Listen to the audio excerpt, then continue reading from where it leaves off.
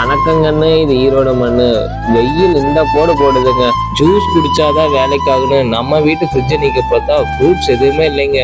வெறும் பால் மட்டும் தாங்க இருந்துச்சு. பாலை வச்சு என்ன பண்ணலாம்னு பார்த்தா ரோஸ் மில்க் தாங்க ஞாபகத்துக்கு வந்துச்சு. நம்ம ஸ்டைல்ல ரோஸ் மில்க் செய்யறதுக்கு ஒர்க்கை ஸ்டார்ட் பண்ணிட்டேங்க.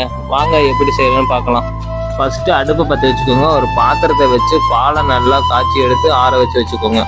தேவையான அளவு சுகர் ஆட் பண்ணிக்கோங்க. சுகர் கொஞ்சம் கூட இருந்தால் குடிக்க கொஞ்சம் நல்லா இருக்கும். நம்ம ஆல்ரெடி ரெடி பண்ணி வச்சிருந்த பாலில் 4 டிராப் ரோஸ் மில்க் எசன்ஸை சேர்த்திக்கோங்க. அதை நல்லா மிக்ஸ் பண்ணி விட்டுக்கோங்க.